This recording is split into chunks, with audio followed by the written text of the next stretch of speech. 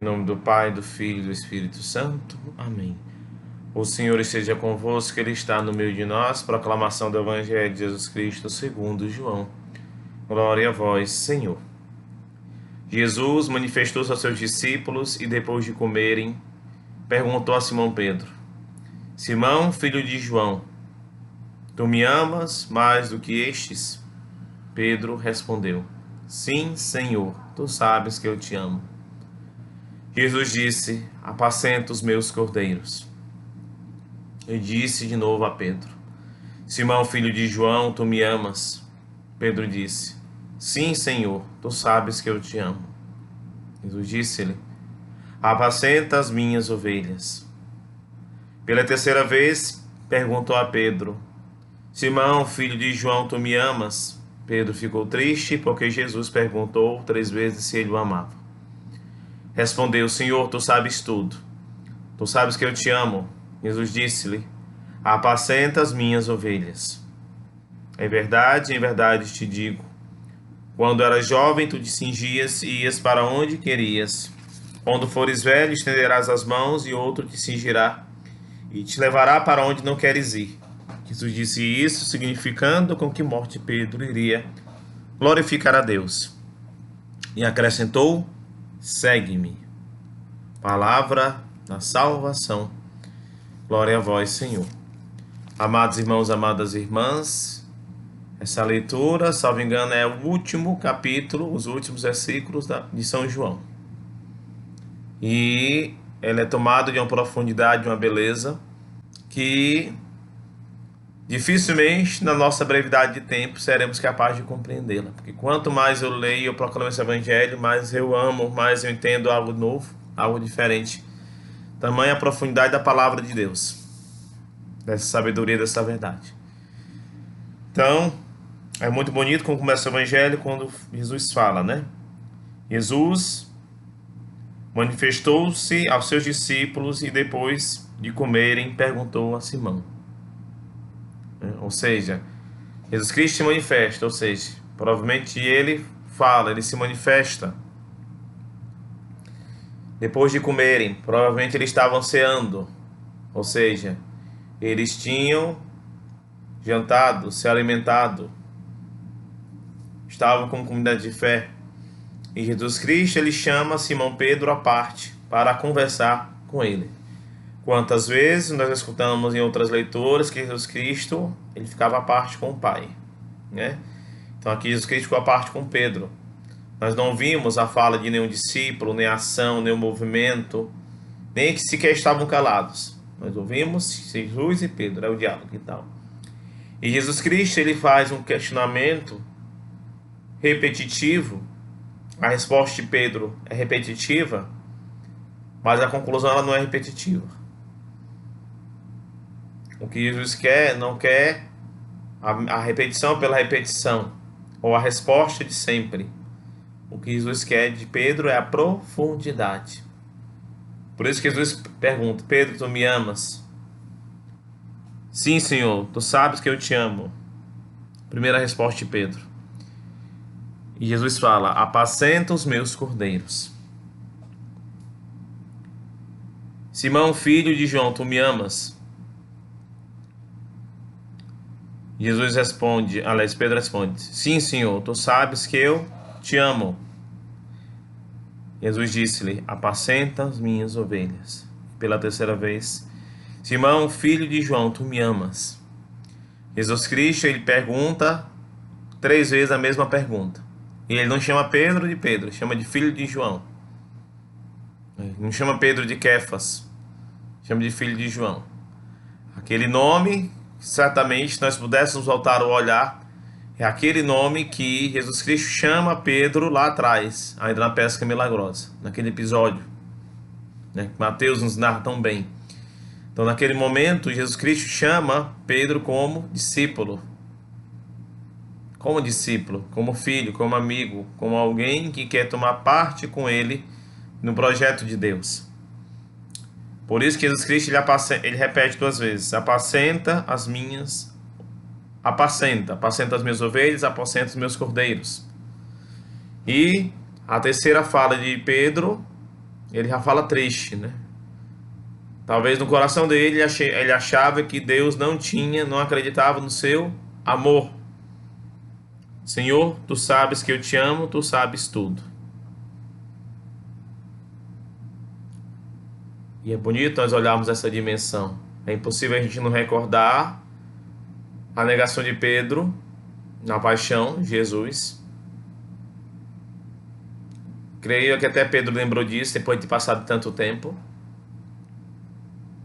Mas o Senhor conhecia o coração daquele discípulo, daquele apóstolo, daquele que um dia recebeu de Jesus as chaves, daquele que um dia recebeu toda a autoridade sobre a comunidade cristã e a igreja, aquele que torna-se a liderança da igreja depois da elevação de Jesus ao céu, né? Aquilo que nós estamos celebrando nesse tempo, a ascensão do Senhor, a glorificação, é a elevação, a subida de Jesus ao céu. E Pedro silencia e escuta Jesus. Jesus dá a mesma resposta: apacenta as minhas ovelhas. Ou seja, Jesus Cristo queria saber a profundidade daquele discípulo, daquela resposta, daquele compromisso, daquele testemunho que Pedro estava disposto a fazer. Porque lá atrás, quando Pedro negou, em Jesus Cristo, ele negou antes que Pedro falasse. Porque Jesus sabia o coração do discípulo, a cabeça. Pedro, ele se colocava à frente dos apóstolos sempre e às vezes ele tropeçava, falhava, errava, agia com injustiça, agia com imaturidade de fé. Mas passada toda a caminhada, passada a crucificação, a morte, a ressurreição de Jesus, a ascensão, tantos episódios importantes, Pedro não era mais o mesmo.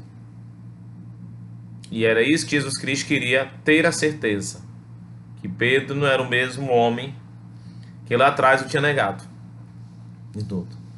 Eu tenho certeza que se nós pudéssemos olhar para o nosso coração, para a nossa própria vida, nós não somos os mesmos que um dia começamos a enfrentar essa pandemia.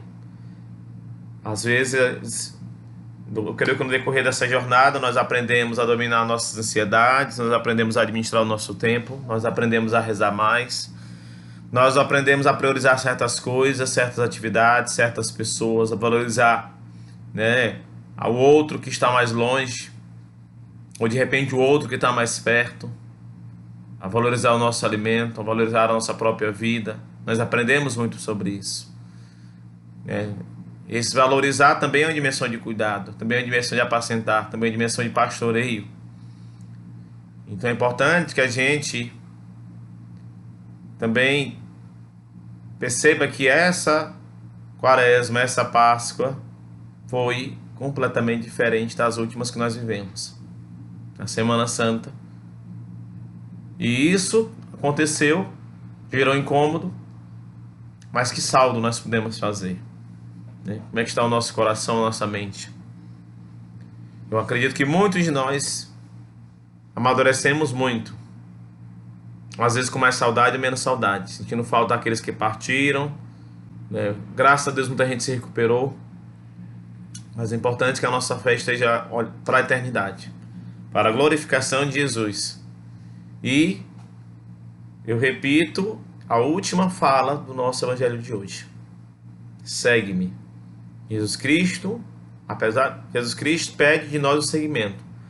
Apesar de tudo aquilo que nós enfrentamos, que nós estamos enfrentando, que nós estamos sendo provados, tentados, às vezes desanimados, preocupados, receosos, melindrosos, Jesus Cristo pede de nós: segue-me. Sejamos discípulos, sejamos devotos do Senhor, possamos nos alimentar desta palavra, possamos preparar o nosso coração para o retorno da Eucaristia, possamos preparar as nossas disposições para aquilo que nossa paróquia e nossa igreja pedirá de cada um de nós. Não falo somente daquilo que não pode ser feito, ser realizado, mas eu falo também daquilo que virá daqui para frente. A nossa fé não será a mesma.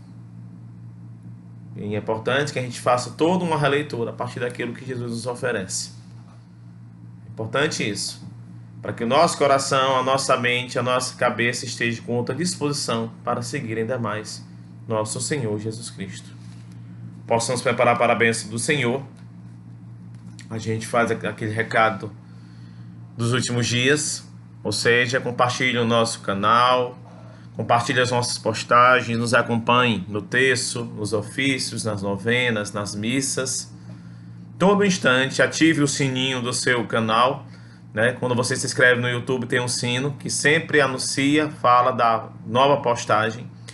Isso é muito prático, porque você não precisa ficar olhando toda hora o canal, mas quando tem uma novidade, você vai receber. Poxa, hoje vai ter o terço, eu vou me organizar para rezar o terço. Hoje vai ter o ofício, eu hoje vou rezar o ofício. Hoje vai ter novena, hoje vai ter missa, hoje vai ter o evangelho, vou me organizar também. Hoje tem história de um santo. E assim a gente vai continuar cultivando a proximidade com o Senhor. Vamos preparar para receber a bênção de Deus, né? Após a minha bênção, estará lá no canal, né, nessa postagem, os nossos links de comunicação que podem e devem ser utilizados, para quem desejar colocar a intenção de uma missa, para quem desejar fazer um seu gesto concreto, enfim, possamos viver a dimensão da comunhão e da unidade também neste momento. Pelo bem da nossa fé, pelo bem de nós, pelo bem da nossa igreja, pelo bem daquelas pessoas que precisam de nós. Tá certo? O Senhor esteja convosco, Ele está no meio de nós, desça sobre cada um de vós a bênção de Deus Todo-Poderoso, Pai, Filho e Espírito Santo. Amém. Permanecemos em paz e o Senhor nos acompanhe. Demos graças a Deus.